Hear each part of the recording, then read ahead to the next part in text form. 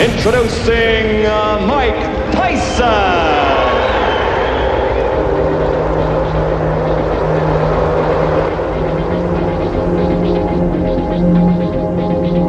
I want a good, clean, hard fight.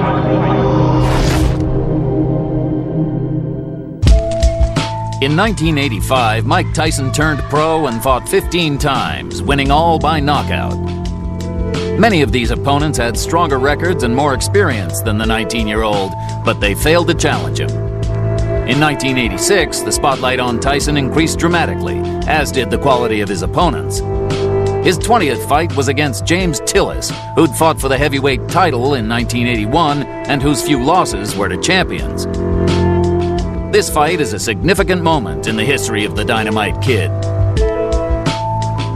There's the man who'll fight him today, 28-year-old James "Quick" Tillis of Tulsa, Oklahoma. 31 wins, 8 losses, 24 knockouts, now unranked, but he fought Mike Weaver for the WBA heavyweight title in 1981, and 5 of his 8 losses were to fighters who won world championships. And now, here comes 19-year-old Mike Tyson as he emerges from his locker room and comes toward the ring.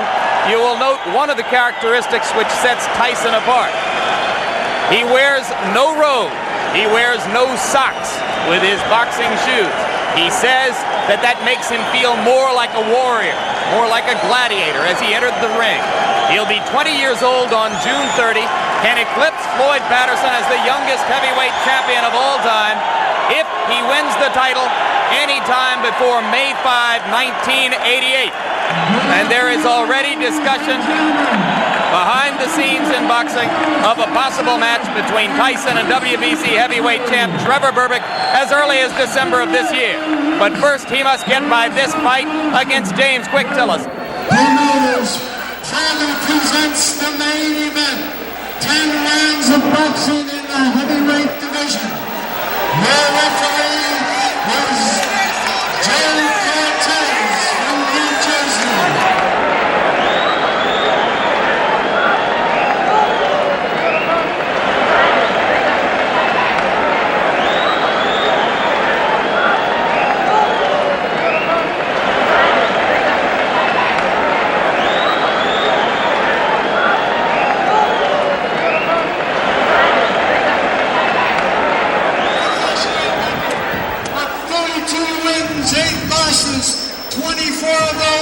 By knockout, James "Quick" Tillis. And in the blue corner, from Pittsburgh, New York. Okay.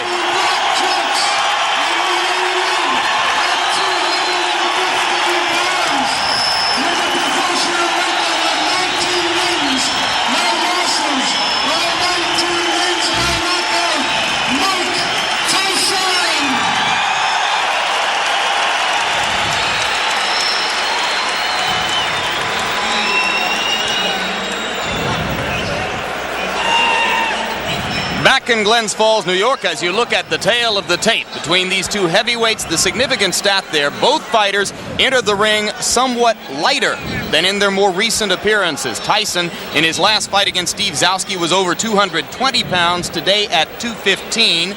And Tillis, in his most recent bout with Terrell Biggs on January 25, fought at over 214 pounds. Today he is 207 3/4. The referee is Joe Cortez.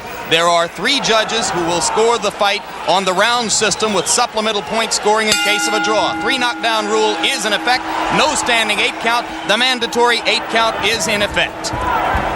Tyson in the black trunks and James "Quick" Tillis in the white. Customarily, Mike Tyson does not feel his opponents out in round 1. He tries to take them out. He tried to take "Quick" Tillis out with that first punch he threw, and Tillis showed why he may be a little bit different. He moved right out of the way of it, and Mike missed by quite a bit.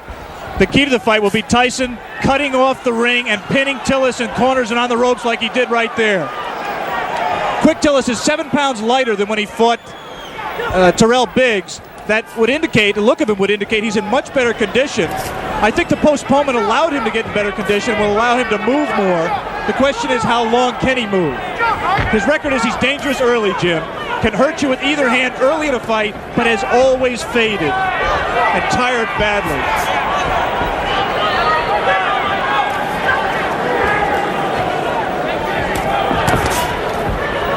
See Tillis delivering the left jab and following with the right. He is not running away from Tyson, and Tyson goes to work on the body. Some say that what sets Tyson apart is the intensity and the effect of his attack to the body. It is amazing to see such a young fighter understand so well the importance of body punching. Generally, it takes a veteran to understand that by punching to the body, you can take all that movement away from James Tillis, and that's what Mike Tyson plans to do. You saw Tyson with the left hook splitting Tillis's guard and getting the punch through moments ago as he had Tillis on the corner. Joe Cortez, the referee, the only one of the 3 judges in Las Vegas a few weeks ago who scored the Larry Holmes-Michael Spinks fight in favor of Holmes. That was an excellent right uppercut by Quick Tillis, which is a punch that should be effective against someone who comes in, burrowing in like Tyson does. For some reason, Tillis landed. He was so shocked he grabbed.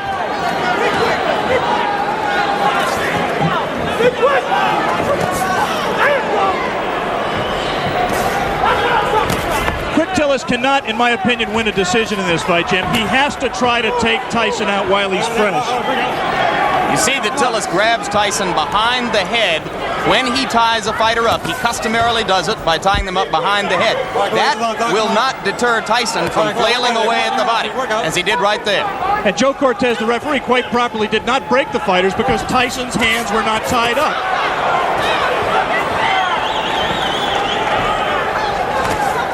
Again, the right uppercut just missed that time by Tillis. Late in round 1, a round in which Tillis has not acquitted himself too badly, as he has managed to stay away from Tyson's thunderbolts, although he just took a right hand.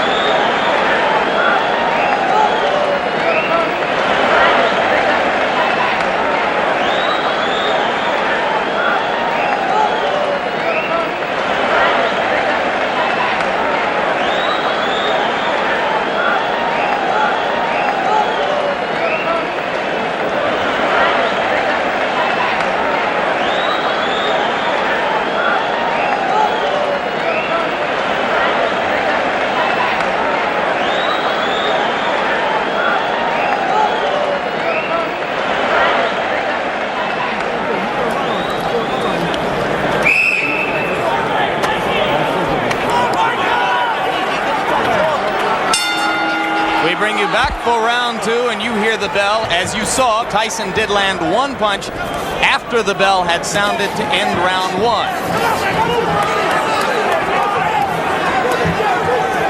Most people in boxing, if they're looking for a way to beat Mike Tyson, believe it will be done by a fighter who is able to move and punch effectively on the move, as Henry Tillman did in winning 2 fights from Tyson in the Olympic trials as amateurs. All right, bring out clean. Come on. Tyson just landed 2 solid left hands. The difference, obviously, is here Mike Tyson has 10 rounds to wear down his opponent. He had to go all out in the 3 rounds amateur limit. Lost to Tillman in the Olympic trials. Right hand lands flush on the cheek of Quick Tillis, but that was an extended right hand. He was not in close enough to do maximum damage. Yeah, but he's not letting go of Mike Tyson. He might be shaking his hand, which generally means that he was hurt by the punch, even though it was, as you say, extended.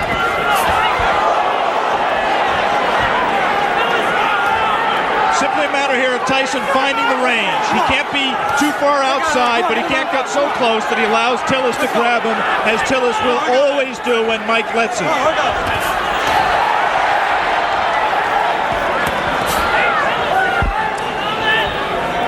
Tyson can be hit.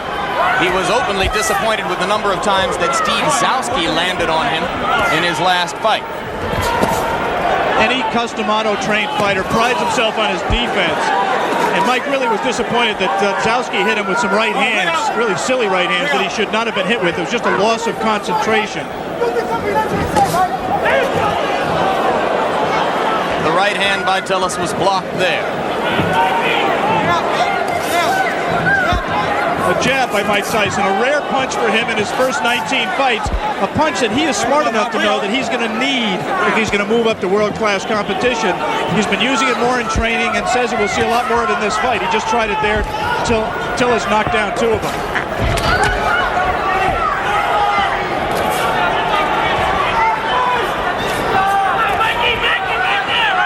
Good head movement by Tyson coming in. For the moment, Tyson is not nearly as busy as he has been in some of his previous fights against much lesser opponents. No doubt a sign of the respect that he must have for a fighter of Tillis' experience. There's the punch that, in my opinion, is going to win the fight for Tyson. It's that right hand to the body. He won't knock Tillis out with it, but he will wear him down and bring his hands down so he can land punches to the head. He got him with the left. And you saw Tillis staggering backward momentarily. Not seriously hurt, but Tyson has begun to break through the guard around the face. And there's a right hand as Tyson continues to land and round 2 ends. Okay.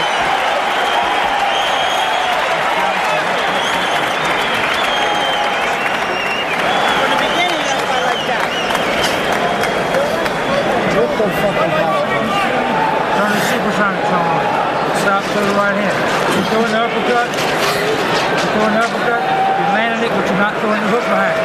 He's hooking to the hook and you land the uppercut. Okay? Double your jab. Take that half step and you throw the right hand. Okay, baby? There's a good shot to the body on that too. Good shot. Seconds out. Seconds out. Back in Glens Falls, New York for the beginning of round 3. More than 8,000 people here in the Glens Falls Civic Center. Almost all of them rooting for the fighter that Upper New York State thinks of as its own Mike Tyson. Right now, all of the aggression is out of Mike Tyson. He is keeping his distance. He's trying to learn how to box with James Quick Tillis. It is not, or has not been to date, his fight. So if Quick Tillis has done nothing else, at the present time, he's taken Mike Tyson out of his game plan. Tillis tying Tyson's left arm up there. Tillis' trainer and co-manager Bo Williford said that he had been working with him for the last 6 weeks on tying up Tyson's arms. At that time, Tyson got the left hand through again after ducking a Tillis punch. Just one punch for Mike, and that's not typical. He has to put punches together when he gets inside. Keep busy. Outstrength Tillis on the inside and let his hands go. He is being considerably more careful than in his previous 19 appearances. Remember against Jesse Ferguson, that look at the hand speed by Tyson. That's one of the things that's astonishing, to see a man of this size and this build with such quick hands.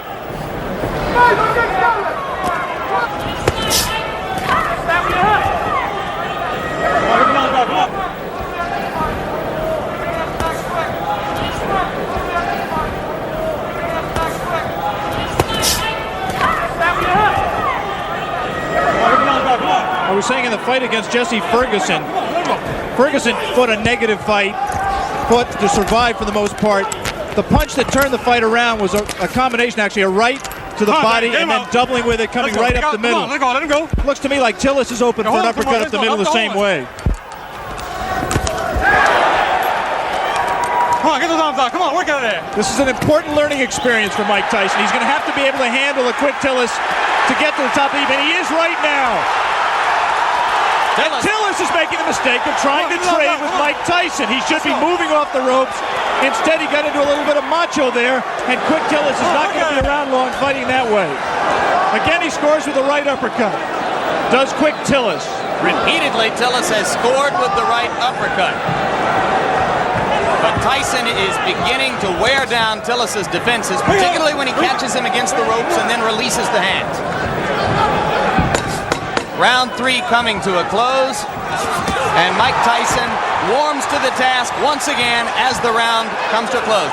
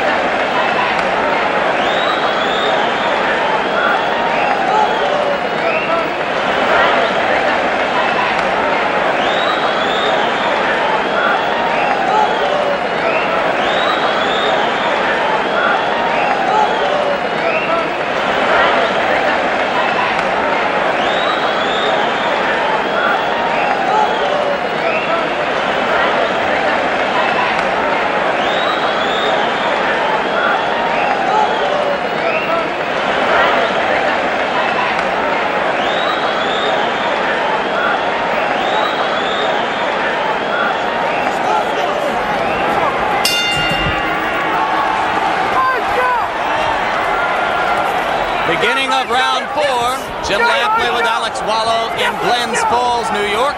If you are scoring in rounds, as they do here in New York State, I had the first round even and have given rounds 2 and 3 to Mike Tyson. Right hand lands on the point of the chin, but he didn't get all of it. And a good left hook by James Tillis. And again, inexplicably, Quick Tillis grabs after he scores the best punch he scored in a couple of rounds.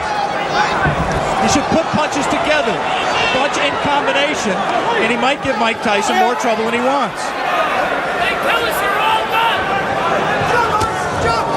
He also can't lunge in with that left hook like that because he's going to get caught. And having felt what Tillis has to offer in the way of the uppercut and that one left hook which scored, Tyson now appears to be a little less shy about stepping up inside. Tillis is landing punches. He's landing hard punches, and interestingly, Mike Tyson is taking them. I mean, he doesn't want to get hit with them, but one of the questions about him, as it is with all developing fighters, is can he take a punch? Quick Tillis has had people like Carl Williams on the deck twice, Greg Page on the deck, Marvis Fraser hurt. He can punch when he's fresh like this. Switches left-handed. Tillis is a converted southpaw. Punches hardest with his left hook. Fought as an amateur. Fought as a southpaw as an amateur. Turned around in the middle of his amateur career.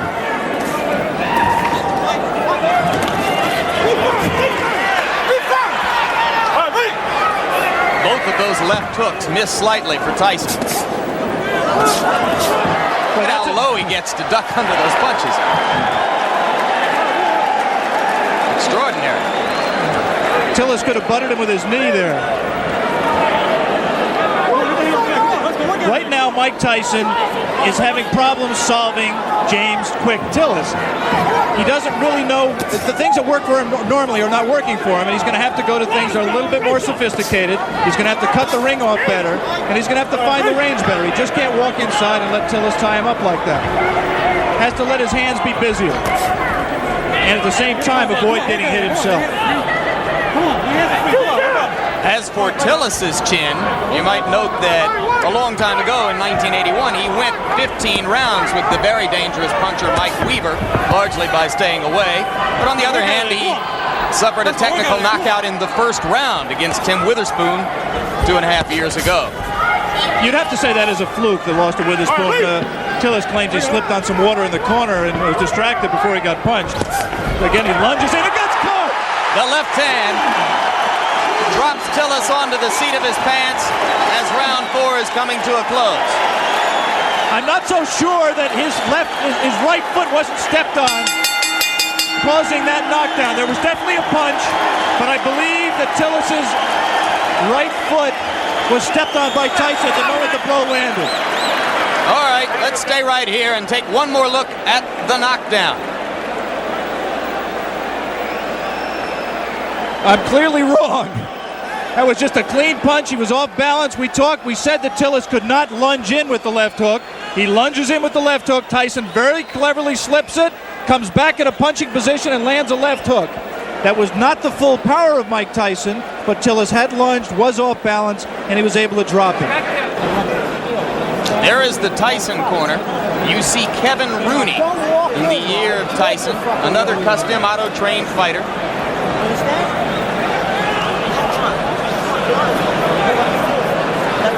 The longest Tyson bout was the fight against Jesse Ferguson, a TKO at 1 minute 19 seconds of the 6th round. Now round 5 begins here in Glens Falls.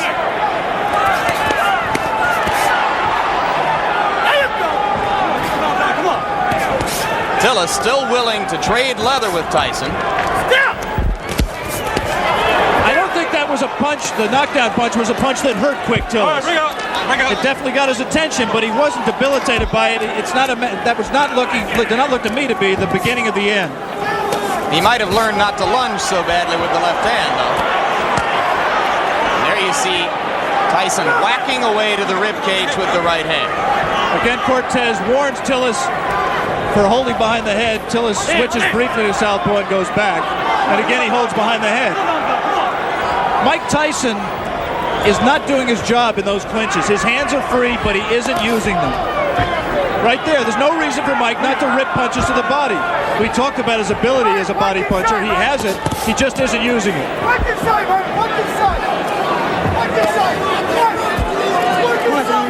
All right, bring it up. Let's go, step back. Tillis turns away for a moment to spit, but so far he does not look hurt, as Alex pointed out. Looks rather fresh. Has had a tendency in the past to tire.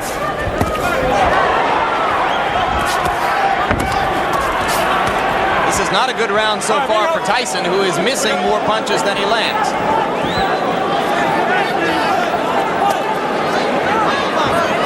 And again, not busy in the clinch.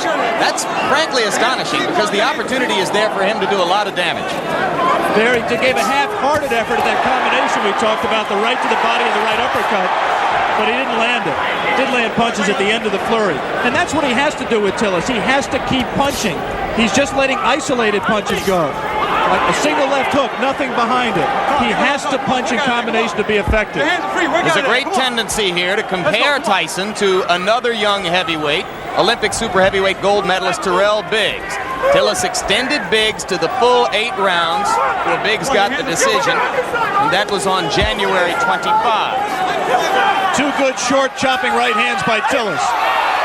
Tyson waiting for Tillis to open up, and those 2 body punches did get Tillis' attention, and he grabs. Come on, let's go. Just the grimace on his face alone, I think, indicates that Quick Tillis was hurt by those 2 body punches. And the right hand got through the guard onto the cheek of Tillis, who looks a little the worse for wear now in the last minute of round 5. So after a slow first minute and a half in this round, Mike Tyson has reapplied the pressure. And if he's shown you one thing today, it is that he knows how to close out a round and leave an impression in the minds of the judges.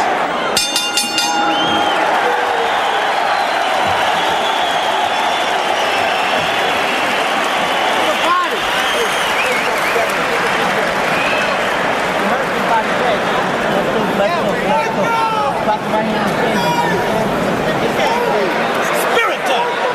Spirit muscle. Holy Ghost time. Come on, man. Tip. Just tip. Don't let it jam. Just tip. Then when you see it, let it go. Okay? Uppercut you did. He's good that time. You hurt him with that uppercut when you threw it. Now be careful with that quad left hook. We are back for round 6. And it's a piece of trivia at best, but now Tillis has an opportunity to go farther with Tyson than any of his previous opponents if he can last past 119 of this round. Well, I think if Mike continues to fight this way, Tillis has the chance to break the knockout string.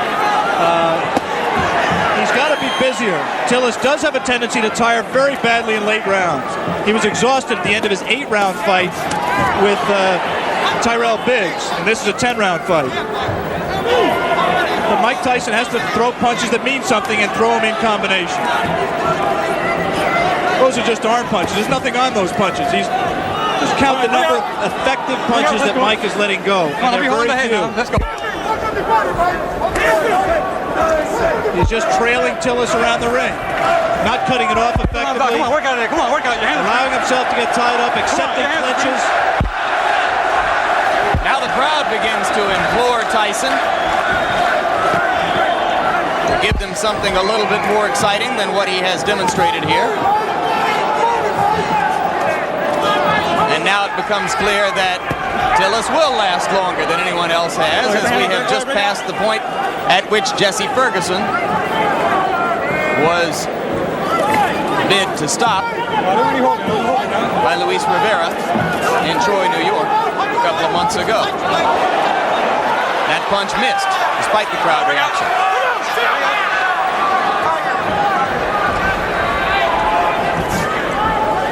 Since we are talking about the possibility of the fight going the distance, scoring at the halfway point, I've given Tyson 3 rounds, Tillis 1 round, and 1 round even. I did not score the 4th round, which is the round in which a knockdown, a 10-8 round for Tyson. I only gave it a 10-9 round for Tyson because of the fact that Tillis was dominating the round up to that point. The point system is, of course, supplemental only. The round system stands up unless there is a draw.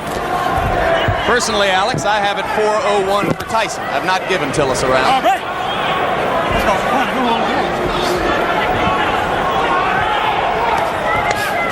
There are two ways of looking at what Mike is doing. One way is to say that he's pacing himself, he's waiting for the opening. The other way is to say that he's getting frustrated and getting taken out of his fight.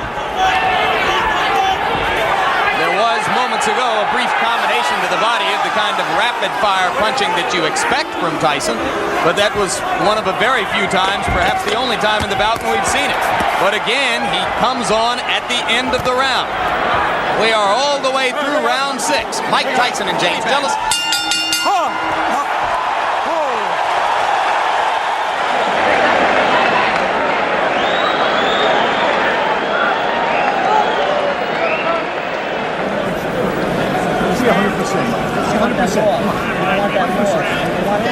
More sevens. Get out there. More sevens. 5, 6, 5, 6. Be first, be last, but be last. Okay, let's go, man. For the first time in a professional career, which began 13 months ago, Mike Tyson enters round 7. Another heavyweight. Tyson with the lead in the fight to this point over James Quick Tillis. But fighting a curiously docile fight so far. Not nearly as busy or as aggressive as we've seen him in his 19 previous outings, which resulted in 19 knockouts. He almost looks right here like he's waiting for Tillis to make the fight, to come to him. In case you've just joined us, it is Tillis, the fighting cowboy from Tulsa, Oklahoma, in the white trunks, Tyson in the black. Tyson co-managed by Jim Jacobs and Bill Caton. Tillis co-managed by Bo Williford and Gary Bentley. One curious thing that we learned before the fight about Tillis' condition, we said he's always tired late. Bo Williford and Gary Bentley found out after the Biggs fight, through the doctor's examination, that James Tillis has a number of allergies. Among them, allergic to milk, citrus, and wheat, which could make things difficult for a fighter who, on the day of a fight, eats wheat cakes, drinks milk, and orange juice. Let it go, come on, let it go, James. We have to assume that that was not his pre-fight meal today. He actually was eating mainly cranberry juice. But it has helped his stamina, and I think he also trained harder for this fight. He realizes this fight means everything to him. He has lost 4 of his last 5. And Bo Williford told me last night that if Tillis were to be knocked out today and wanted to continue as a fighter, he would do so without the help of Bo Williford. Yeah, this is career time for James Quick Tillis. Incidentally, if you're not a boxing fan and Tillis looks familiar to him, you may have seen him in the movie The Color Purple, where he had a brief part as Henry Buster Broadnax in the juke joint scenes. Spent 2.5 weeks with Steven Spielberg and crew in Los Angeles, where they called him Dark Gable. There's a right hand by Tyson. And the uppercut. Tillis is not noticeably hurt by that punch. But he's cut. There is blood above his left eye. Exactly right. Mike was a little bit extended with the punch, did not have the proper range for full power. Now he's at the right range, though. He lands something here. This is where he can be effective. Again, not punching at the body when Tillis grabs him behind the head. Tillis landed a left, didn't seem to faze Tyson at all. We will stay here between rounds, as it is Tillis who tries to flurry at the end of round 7, with the blood now seeping out from an apparent cut above the left eye. Bill Nunnery does the cuts for, well, actually Bo Williford is doing the cut himself right now. Doctor in looking at it. As we look at Tyson's corner, the action is in the opposite corner, right there where they are working on James Quick Tillis' left eye. Let's take a look back at the action from round number 7.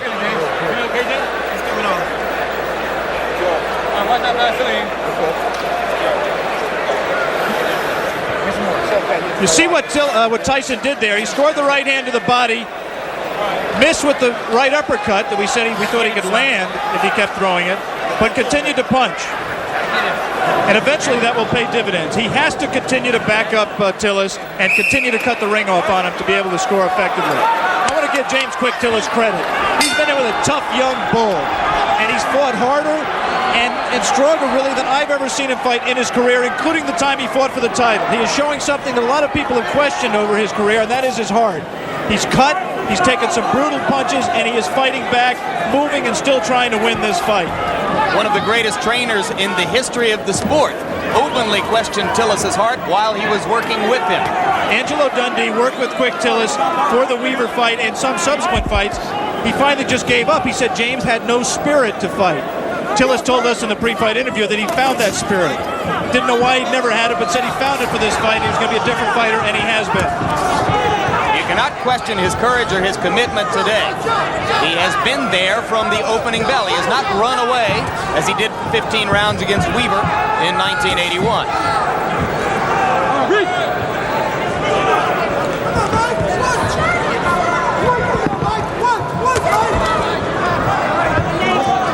Tyson looped that right hand, and you have to wonder if perhaps Tyson is getting a bit anxious.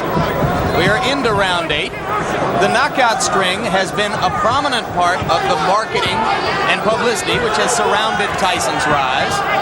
It won't be quite the same if he's 20-0 with 19 knockouts. There's no question that up till now, if the fight continues this way and goes to a decision, Tyson, in my opinion, will win the decision, but the Mike Tyson mystique will suffer. He has not scored a knockout. He has not really hurt Quick Tillis, even though he has knocked him down and cut him. And he's let Tillis stay in the fight when other fighters, such as a Tyrell Biggs, really had Tillis out of the fight and in more trouble. In fairness to Tyson, we should repeat, Tillis appears to be in much better condition for this fight. Could that, in fact, Alex, be good for Mike Tyson? Yeah, I think ultimately you're exactly right, Jim. This kind of a fight is absolutely essential to his learning experience. It's obvious for a fighter who punches with as much power and who places as much of his fight plan on power as Tyson does, that any kind of movement cuts down on his power because it doesn't let him set himself as well. It was inevitable that he was going to have to learn how to fight a guy who could move and box.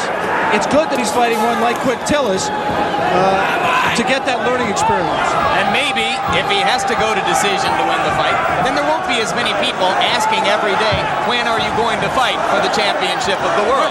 Those same people who are questioning his chin and his ability to go rounds will turn around now, since he's demonstrated that he has not gotten exhausted and he's taken good punches, will now turn around and say, well, he can't punch.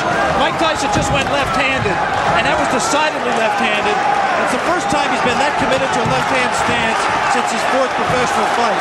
It means he's a little bit confused, a little bit frustrated, and he's willing to try anything new right now.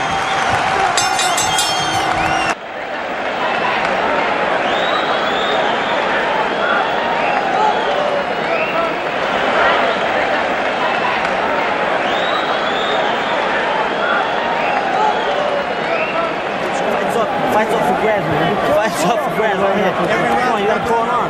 Jab, get in. Put pressure on behind the jab. Don't walk straight in. You're not moving your head. Get the jab. You're not moving your head. You gotta punch. You gotta just keep punching. Exchange with this guy. Yeah, we can hear that now. You move your head. Come up, punch it. Fight wide open.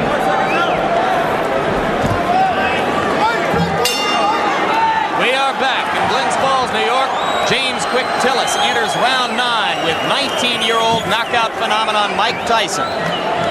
And in Tyson's round, or in Tyson's corner between rounds, trainer Kevin Rooney was imploring him to keep punching, not to stop punching, particularly in the clinches. Come on, work at it, guys. Come on. Which is exactly what Mike just did. He was in tight, his hands were free, and he did not punch.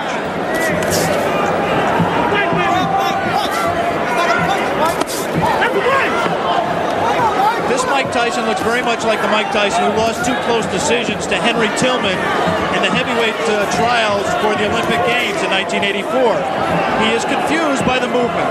The movement does not allow him to hit a stationary target, and therefore he can't set himself as well.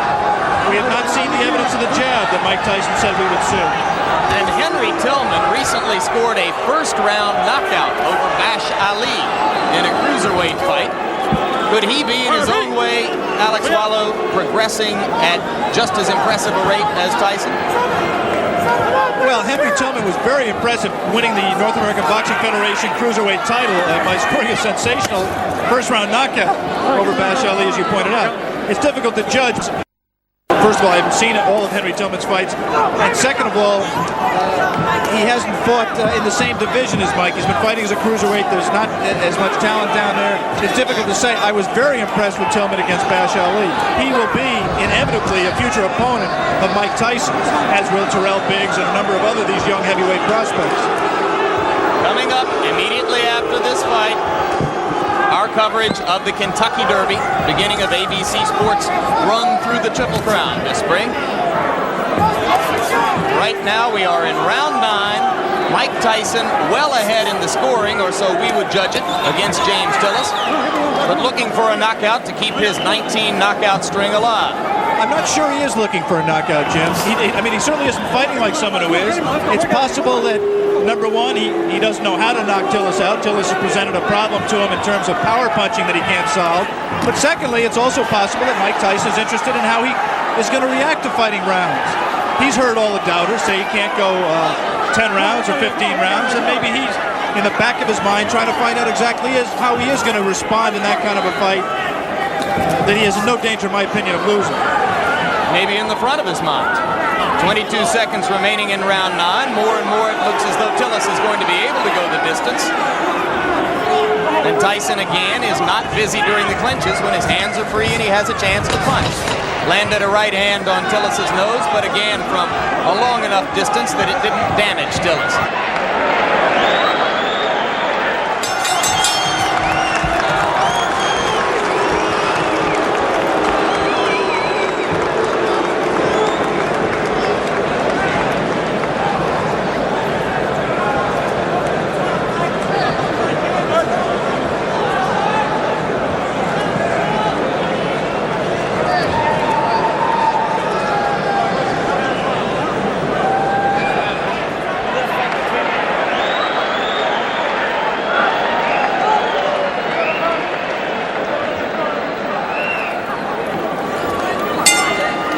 Back in Glens Falls, New York, round 10. The crowd tries to liven itself up, try to provide some encouragement to Mike Tyson. Most of them have come here today hoping to see a knockout and, frankly, expecting to see a knockout. Tyson tries to deliver with the right hand and steps in and throws the left. Tillis again ties him up.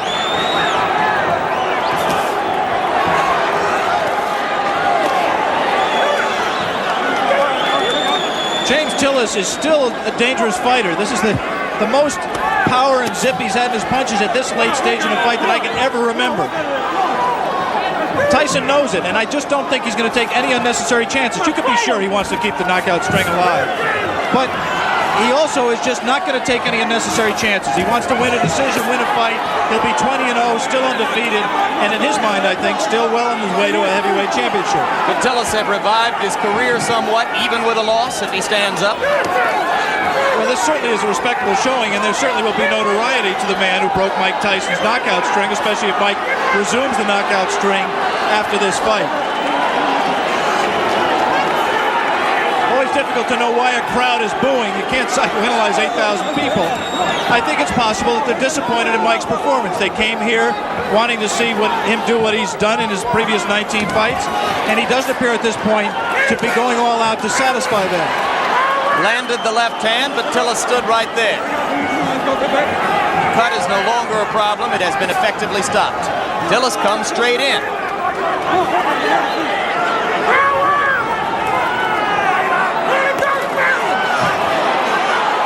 And now Tyson, one of the few times we've ever seen him swinging wildly. Good left hand. Tillis is still there. Come on, we go.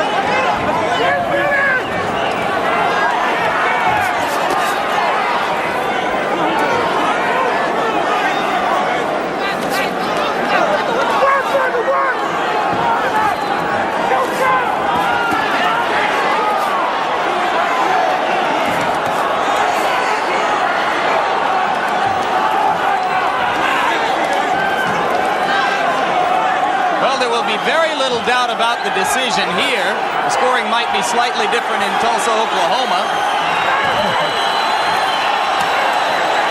Tillis continues to give a good account of himself. And backs Mike Tyson up onto the ropes, which is a first. A little of Tyson's own medicine. It will be interesting to see how Mike reacts to this. Closing with a flurry. The bell is going to sound.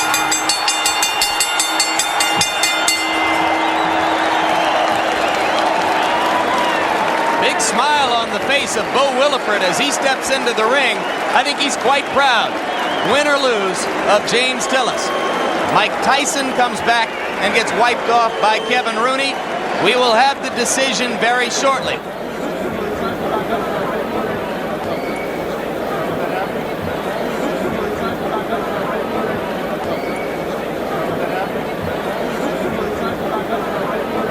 In the middle of the ring announcer Paul LaFleur with the decision. Ladies and gentlemen, here is the official score. Judge Bernie Friedkin scores it 6 rounds to 4. Judge Al Reed scores it 6 rounds to 4. Judge Tony Moretz scores it 8 rounds to 2. In this decision and still undefeated, Mike Tyson. So for 19-year-old Mike Tyson, moved the record now to 19, or make it 20 wins, no losses, 19 of them by knockout.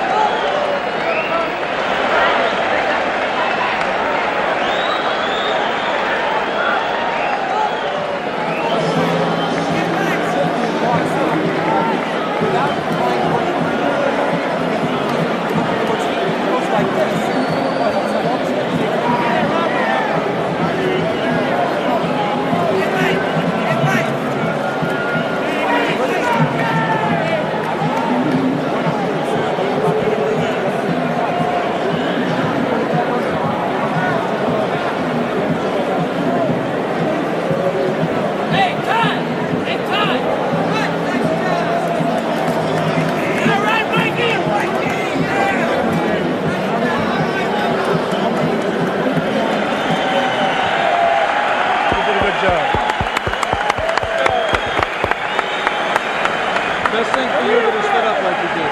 It's the only way you learn.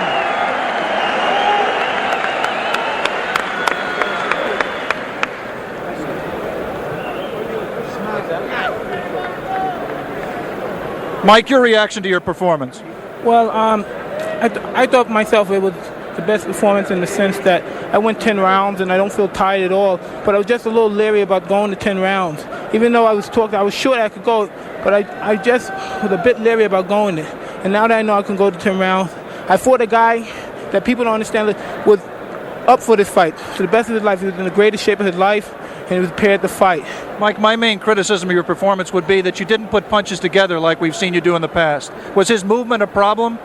No, it's not that the movement was a problem. It's just that I was a little leery about the rounds, and he was running. And I knew it was looking good to the crowd that he was doing something, but I know from professional fighting, he can't win a fight by running. How disappointed are you that the knockout string is over? Not at all. If anything, I feel relieved, and I'm confident if I wanted to, I could have knocked them out. You have always said that Cuss was always critical of your performances. What do you think Cuss would have said about today's performance? Well, I got hit with punches that I had no business getting hit with. But other than that, my objective is not to get hit with any punches, but as you see, I take them like a professional. It doesn't faze me. Good learning experience. Good luck down the road, Mike. Thank you very much, Prince. Mike Tyson was exceptional, wasn't he? He's one of those who come along, he was brilliantly trained and managed. I don't mean that was why he was so great. He'd have probably been great if he was thrown in with anybody at any time. But on the other hand, he was well looked after and well taught, I had some time for Tyson. His behaviour at times could be questioned, I know, but not necessarily in the ring. I mean, all right, he wasn't the cleanest fighter of all, but I mean, that doesn't mean anything. You know, you can be the cleanest fighter and you can't fight a lick, so you may as well be the roughest fighter and get away with it, which he did. You know, well, obviously we always liked watching Mike Tyson because you never knew what was going to happen with him. He was totally unpredictable, really, other than that, sure, he'll win, you know.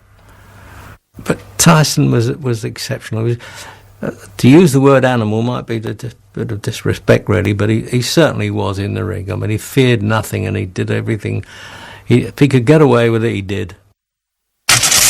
The James Tillis fight was the first time Tyson was pushed to go the distance. Fight 21 against New York gang leader Mitch Green also went to 10 rounds. But then Tyson was back to his old ways, destroying Reggie Gross in the first round of his 20 fight. Iron Mike was emerging as a phenomenon in the boxing world, but behind the scenes, the tide was changing. A man called Don King joins the team in the next Tyson Raw and Uncut. Mike Tyson! I believe he will be the youngest heavyweight champion of all time.